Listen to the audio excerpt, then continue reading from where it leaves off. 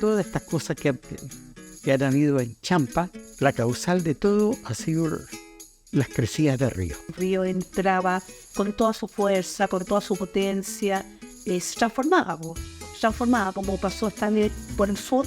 Nosotros lo tuvimos muchas veces, porque el agua atravesaba el pueblo, la calle.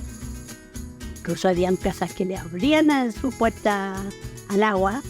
Cuando había las avenidas, el agua llegaba hasta la entradita de nuestra casa aquí. La cancha se llenaba de agua. Llegaba el agua hasta la iglesia, más o menos pasaban los carabineros. Porque el cauce del río, la orilla del río, es de la iglesia de Champa, el borde del río, hasta la subida de Mance. Profundo Mance, entonces, esa era la olla del río, nada. Ese puente viejo, unas temporadas, pasaba el agua por el río Puente. Entonces, esa avenida grande del año 1953, vinieron de la radio, porque en ese tiempo no había televisión, a entrevistar a la gente, y el río se había llevado unos ranchos, las cosas, las aves, las gallinas, todo. Entonces, ya se han ido la ropa, porque entraba por las casas, entraba por las ventanas el agua. Un champo.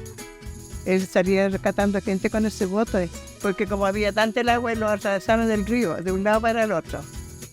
Él los atravesaba. Gente que venía de Mance a comprar, con previsión, entonces no podían pasar, él los pasaba.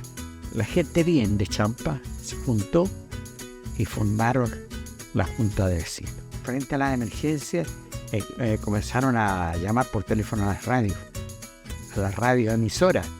Y las radioemisoras, hasta el día de hoy, juntaban alimentos, juntaban ropa para traerle a las personas. Era muy difícil cómo llegaban, porque había poca conectividad. Pasaba una micro una vez en la mañana y otra vez en la tarde, no había más. Carabineros era la principal institución que tenía que estar frente a la gente. Y la otra institución que siempre estaba frente era la escuela y la parroquia, la iglesia. Entonces eran tres instituciones que eran muy unidas. Y entre ellos resolvían problemas de ayuda a los más necesitados, de ayudar a sacar a aquellos que se inundaban. Aquí el papel de la escuela, porque había una sola escuela, que abría las puertas para albergar a los damnificados. Y las otras personas se iban a la casa municipal, al corredor de la casa municipal. Casi todos preferían irse a la escuela, porque el agua no llegaba a la escuela, que recibían mucha ayuda. También de la gente que se venían a la familia, donde la familia prácticamente pasaban inadvertida. Así que casi todos preferían irse allá.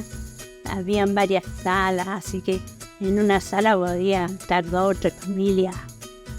Eran tan grandes las avenidas, la gente era muy pobre.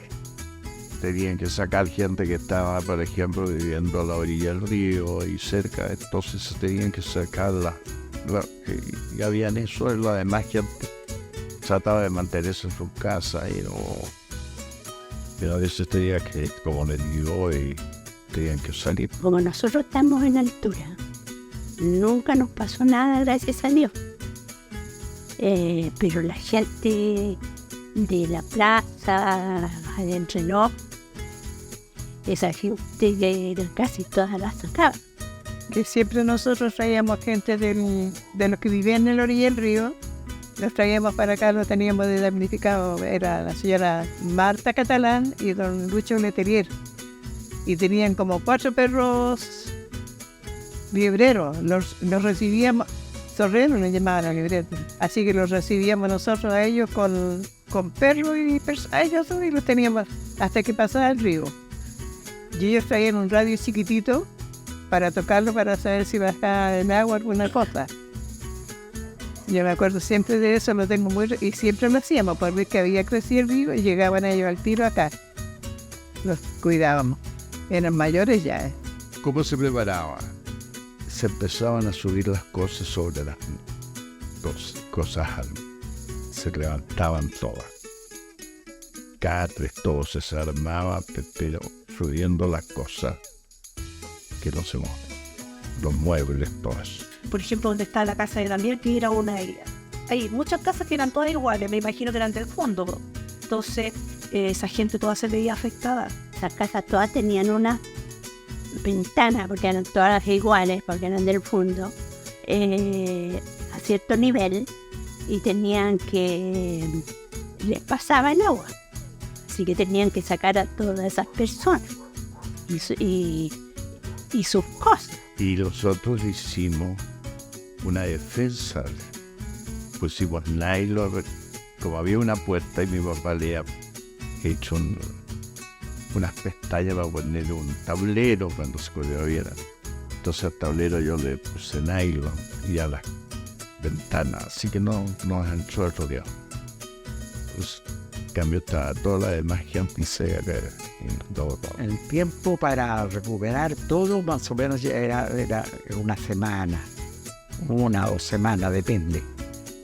Depende pero por lo general era una semana, porque en que bajaran las aguas, en que limpiaran las casas porque se llenaran de barro, un hediondez que ni te cuento. Así que con todo el seguimiento, las casas llenas de barro, las piezas, qué sé yo, no, sí, y que se secaran, tenían que hacer brasero dentro de las piezas, los dormitorios para los cabros chicos, no, era una tragedia. Mi abuelito Pedro, mi abuelo, el padre de mi papá, él quería tratar de ayudar a salvar las cosas que se le iba a la gente por el río. Entonces, él se lanzó al río a salvar unos chanchos y se lo estaban llevando al río. Y bueno, que con tantas ayudas que amarraron un tambor en esos años, me contaba mi abuela, y con un tambor lo pudieron salvar y él se agarró del tambor y se pudo salvar. Y después de toda esa salvación, don Baldomero Núñez le hizo una canción a mi abuelo que se llamaba La arena en el río y que decía así: así se va llevando la arena al río, se va llevando a Pedro del Río, por ser tan buen amigo y amigo mío.